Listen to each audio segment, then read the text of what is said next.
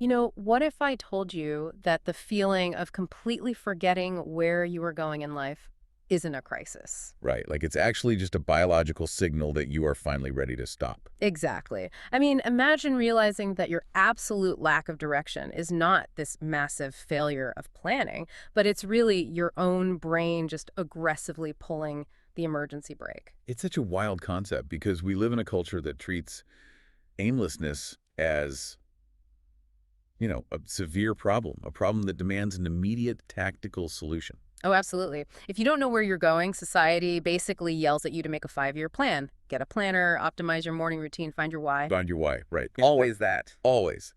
But today's deep dive is going to completely upend that instinct. Mhm. We are looking at a really unique piece of source material today. Yeah, we are unpacking an excerpt from a narrative called The Constant Light of the Quiet Valley. And on the surface, I mean, it really masquerades as just a quiet, atmospheric fantasy piece about a hidden valley. But beneath that, it operates as this profound allegory. An allegory for burnout, for the trap of aimless momentum, and really for the lost art of true psychological resting. It's fascinating because it doesn't just describe rest to you, it actively tries to induce it. Okay, let's unpack this. The story immediately takes us entirely off the map. It sets the stage by placing us in this valley that's far beyond the noise of cities, past winding roads and silent hills. Yeah, a place almost no one even remembers. Right, it doesn't exist on any maps. Travelers rarely even stumble upon it by accident. It is literally just resting quietly beneath a soft sky. And right in the middle of this hidden valley is a small cottage. Made of warm stone with a moss-covered roof and a wooden door that creaks just a little bit when you open it. That creaking door is actually doing so much heavy lifting, mechanically speaking. How so? Well, it grounds your nervous system right from the start. Right. Because pristine, flawless environments actually demand a kind of performance from us. Oh, like walking into a super fancy hotel lobby. Exactly. You walk into a high-end luxury lobby and your posture stiffens up, right? You become hyper-aware of yourself. You don't want to mess anything up. You're suddenly worried about your shoes being dirty. Yes. But a creaking door and a mossy roof, that signals a lived-in, slightly worn space. It completely bypasses our threat detection systems. It signals safety. Exactly. It tells your brain you don't have to perform here. And that lack of performance perfectly introduces the absolute anchor of this valley. A character named Aelin, she's the lantern keeper. Right. And before any conflict or plot even happens, we just observe her. We get this baseline of perfect, undisturbed stillness. We watch her daily ritual. She wakes up to sunlight, gently brushing her window. Such a peaceful image. It really is. And every single evening, as the sky transitions from pale gold to deep blue, she lights a small, steady lantern and places it outside her door. And what's fascinating here is the underlying psychology of her environment. Because Aelin doesn't actually know when she arrived in the valley. Right. It feels like she's just always been there. Yeah. And more importantly, no one has ever assigned her this job. She has no boss. She has no quota to meet. She just knows that, quote, it matters. And I was reading that and just thinking about how incredibly alien that concept is to a modern professional. Oh, totally alien. And the lantern isn't large. It's not a massive searchlight, but it's steady.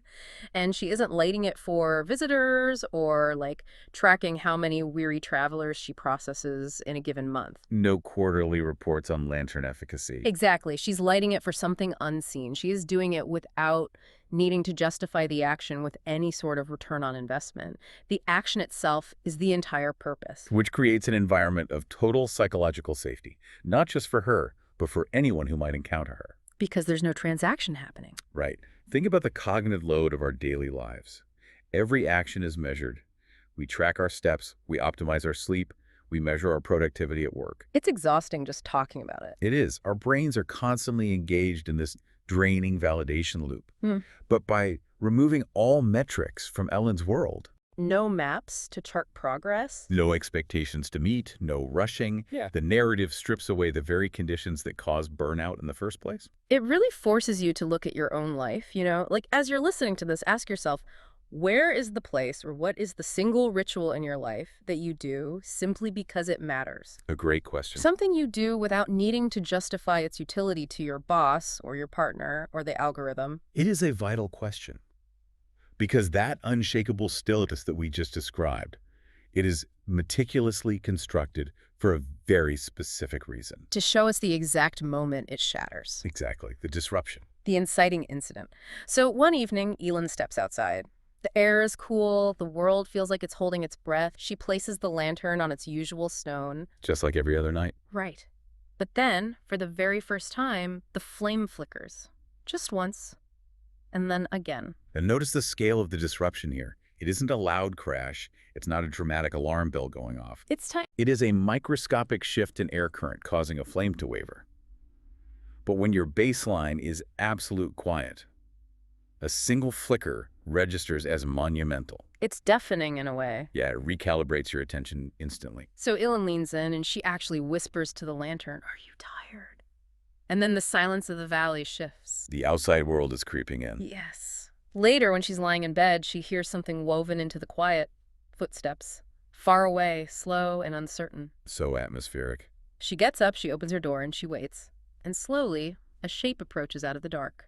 A traveler. Wrapped in a heavy cloak. With dust clinging to the edges, dragging footsteps that are just weighed down by sheer exhaustion. And this collision is really the crux of the whole allegory. It explores what happens when endless, aimless motion finally meets an immovable place of rest. The traveler reaches the lantern, stops, and just says, "I saw the light." And Ellen nods and replies, "That's why it's there." No dramatic gasps, no shock. No.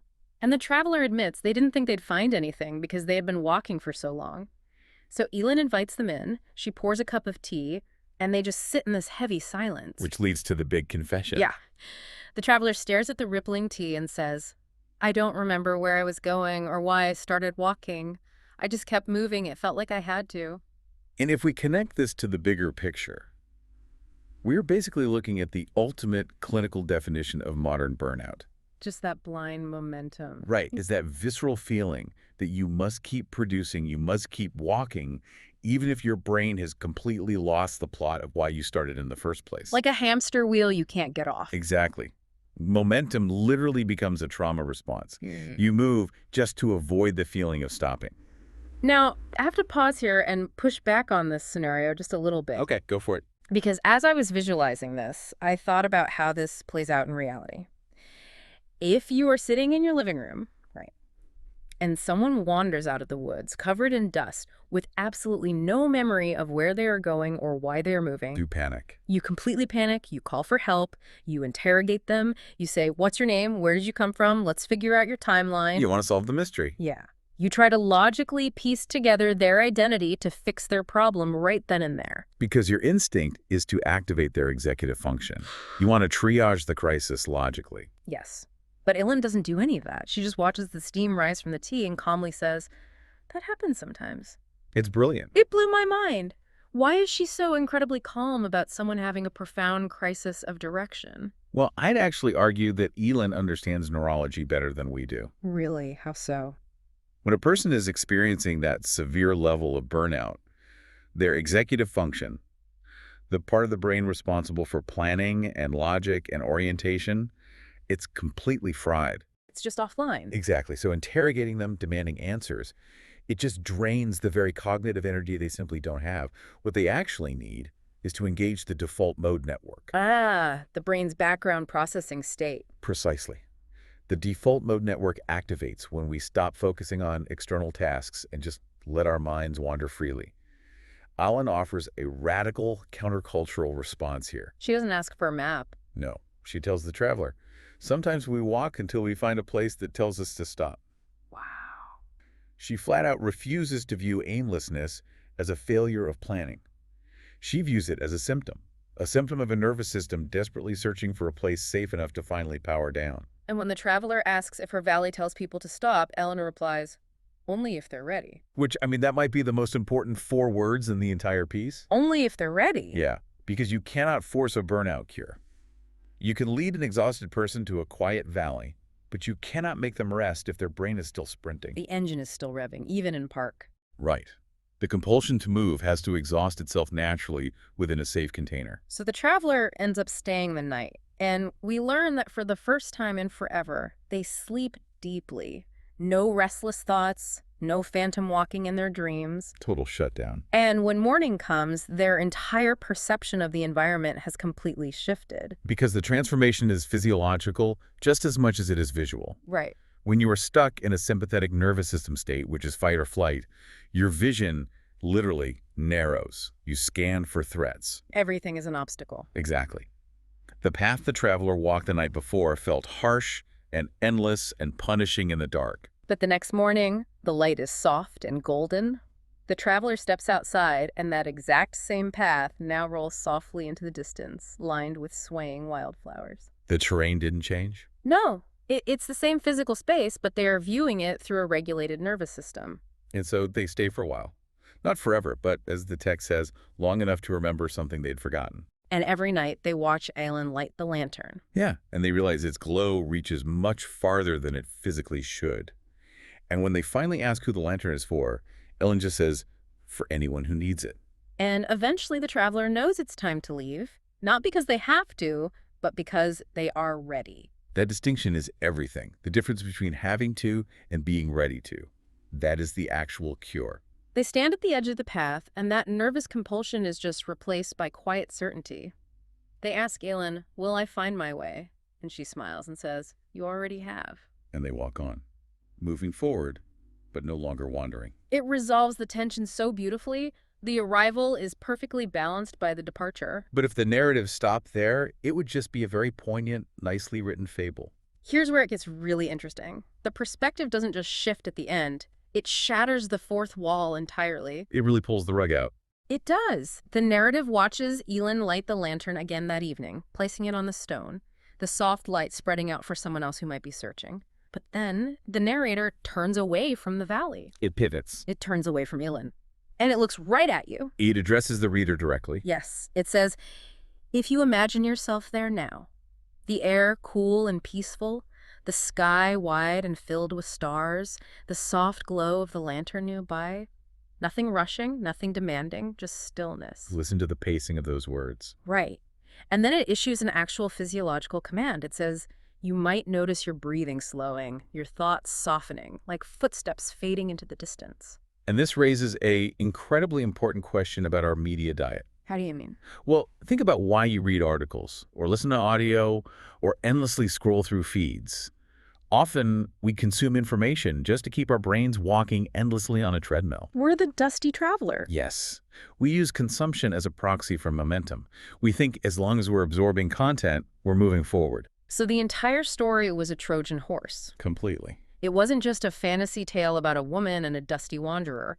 It was an active meditation script, disguised as a narrative designed to physically alter your nervous system while you consumed it. And let's look at the mechanics of how it actually pulls that trick off. Because it's brilliant. It mirrors the traveler's physical journey directly within your cognitive experience. Step by step. Yes. First, it draws you in from the dark with a light. That's the rich, atmospheric prose setting up the hidden valley, giving your brain a vivid, safe space to anchor onto. A place where you don't have to perform. Right. Then, it sits you down by the fire and hands you a cup of tea.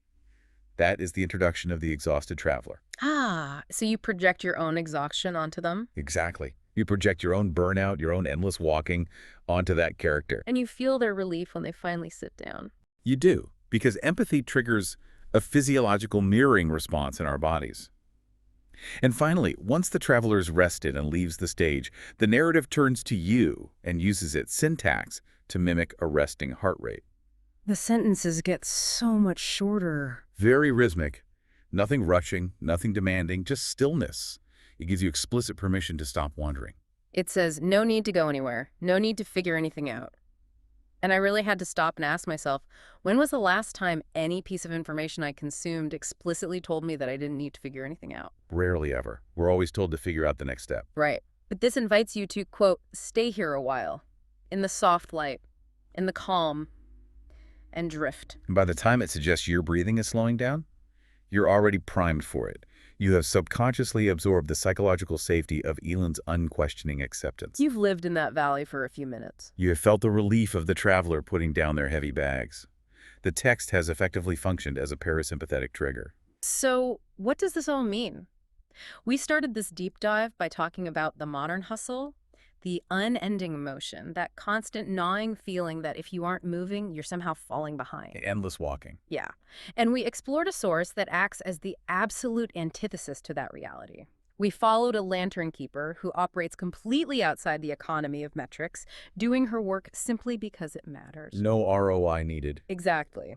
We met a traveler who forgot why they were even walking, and we learned that aimlessness isn't always a problem to be solved with a new planner. Sometimes it's a desperate plea from your own nervous system to stop. To finally power down. And finally, we saw how a narrative can weaponize its own structure to trick you into a state of rest. So the grand takeaway here is that in a world demanding constant motion, sometimes the most productive, vital thing you can possibly do is find a quiet valley, sit by a soft light, and allow yourself to stop. Not to plan your next move. No, just to be still. And it leaves us with a really lingering image that frames our daily reality in a deeply compassionate way. The piece mentions that right now, somewhere, far beyond the hills, someone else is walking, searching without knowing for what. Another traveler. Yeah. So as you go about your day today, as you return to your own momentum, it is really worth asking yourself, are you the tired traveler who desperately needs to ignore the map, put down their bags, and just watch the tea ripple? Such a powerful question. Or, perhaps without even realizing it, is your steady, unquestioning presence serving as a quiet lantern for someone else who is currently lost in the dark?